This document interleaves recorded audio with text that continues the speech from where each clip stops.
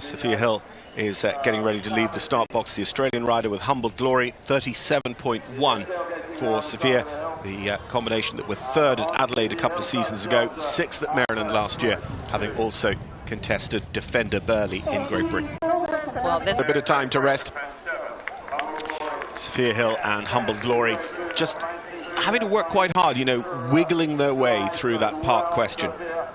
Yeah, you know, this horse, no stranger to the five-star level of sport, but it looks like the terrain got to him a little bit there. She looked behind her to make sure that that frangible on the way in stayed up, and I believe it did, as Sophia is flying around this track. You know, and I think last week, wasn't she back in Australia last week competing? Yeah, she was in the four-star short at Adelaide Equestrian Festival last weekend. I mean, actually, she's been riding in Australia for the whole, what we would call winter season, with that highlight up here being, amongst others, the Aiken Grand Prix eventing competition.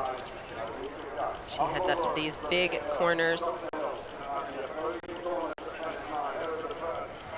And you can see even this horse from the side looks out to the side, kind of questioning if he should jump that second jump, but he makes light work of it, galloping on. This Humble Glory has been based with Monica Spencer. Sophia and Monica have become good friends, and she has kept this horse ticking over while she has been back and forth running her business. She's got a young family. I mean, all of us running up to this competition, you know, with our horses all the time, and she's flying back and forth across the ocean. It takes a huge village. Well, just an update on Mary Bess. Unfortunately, we're given to understand that she's had a fall, and that was actually just after the Owl Hole on the way down to the 7-minute marker, crossing Nina Bonney. So we'll get an update on Mary Bess in due course, but I did just catch that she kind of landed on her knees, and hopefully, certainly her horse made good his escape, so he's okay. But Mary Bess, we send all best wishes, but we think okay. Oh my goodness. So she is using a lot of the lives right now. She needs to get this thing back in front of her.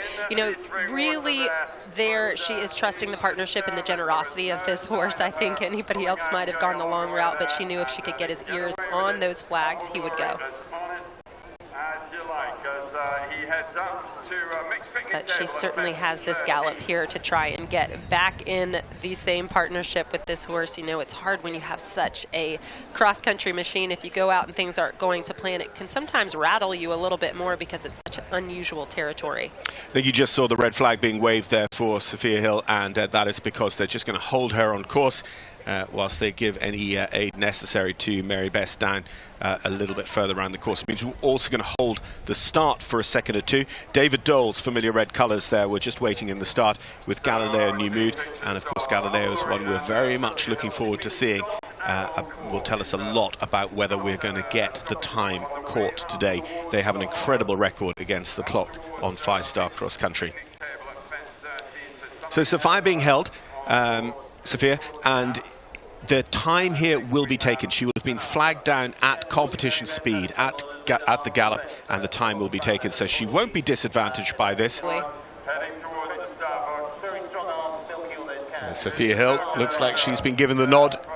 She'll pick up the canter. There will be a set marker on the ground that she will have been told about, she will have seen and recognized, and when she passes that again at competition speed, the timer will be recorded again, and then we'll be able to make that calculation when she gets home.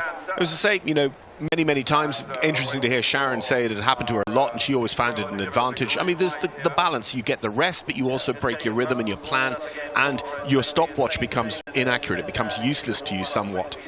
So you have those against you. But my example always is becoming very old now, I'm afraid, is Lena Moore and Caroline Powell held on course in 2010 at Burley and going on to win.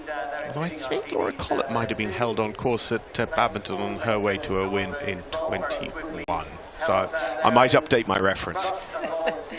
I do think there are strengths and weaknesses to it. You know, if the rhythm has been going well and it gets broken, that's hard. But honestly, it might have been good for Sophia. She had a couple of dodgy fences earlier on track, and now you can see that smile coming across her face. And thankfully, this horse goes from 0 to 60 in about 2.5 seconds. So she's back up to top seed, climbing up the hill. And nicely enough, they have this big table before Pete's Hollow, which we haven't had in years past. So she'll get to jump up and around this fence 13 to make sure that the jump-in feet are ready to go, which they are. And then we'll see if she takes the straight route up here at the Hollow. And Derek will have thought about that, thinking that there will need to be a stopping point there, and that table's got a beautiful big apron, what we would call a ground line as well.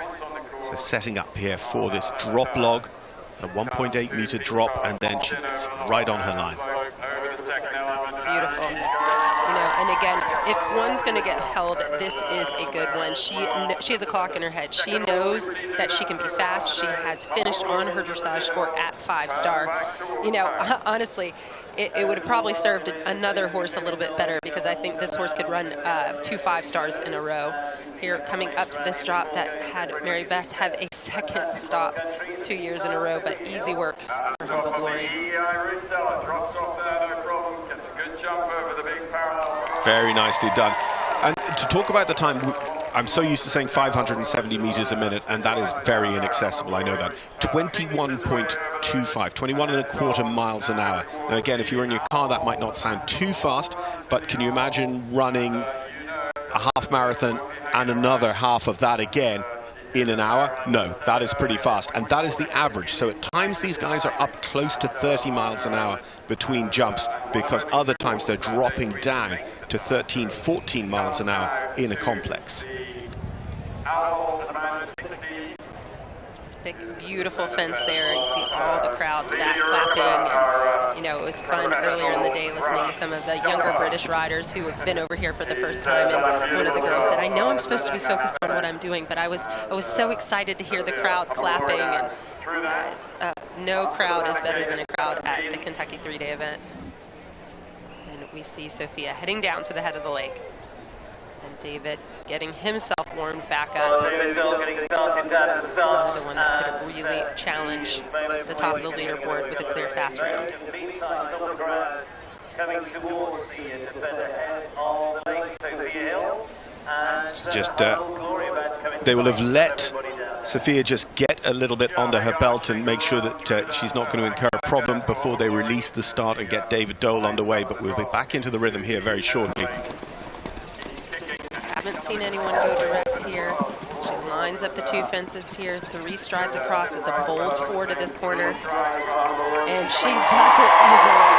You know, this is what we were talking about. Go straight, go fast, go on to the podium. Go onto the podium. We could hear, we're here at the stadium, we could hear the cheers as they saw their first go straight through the defender head of the lake.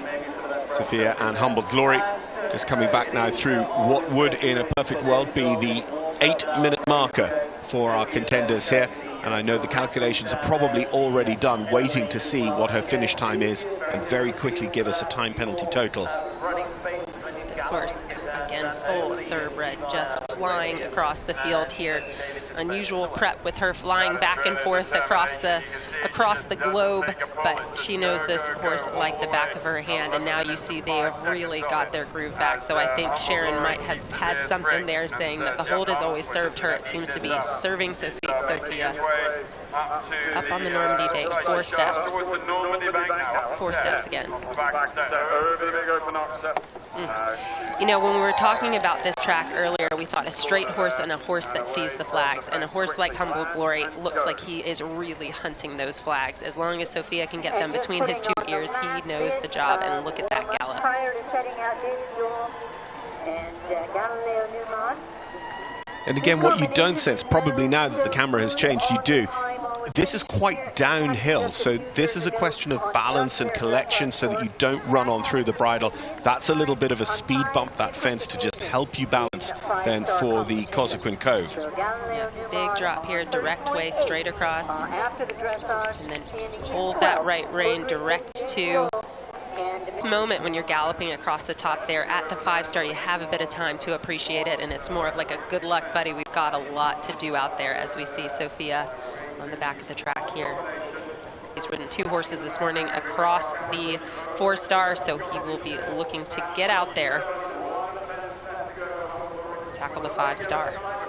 So here's Sophia Hill and Humble Glory coming towards home. This is the last on course to conclude the 6,312 meters, so just over 4-mile track. And we'll get her updated time in just a moment. But as far as we can tell, it is a jumping clear for them. So that's going to be our second jumping clear alongside Trailblazer, Caroline Pamuchu and Tolan King.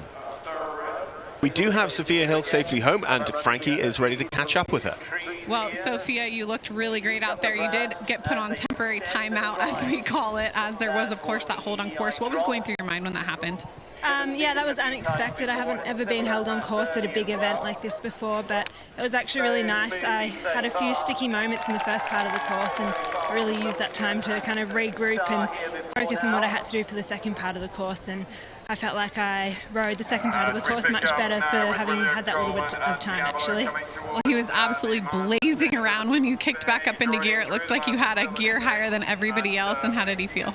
Yeah, he felt amazing after that little bit of a hold, and everyone that was there where I'd been held when I started, gallop past the timing point, they all just cheered so loudly, and he went when he heard the crowd cheering for him. He just went so fast. So yeah, he was amazing out there. You couldn't ask for a more honest or quick-footed horse, and yeah, I'm so grateful to be able to experience these big events with him. All right, well, today predicted to be one of our fastest in the field, and no exception. Congratulations, Sophia Hill. Thank you.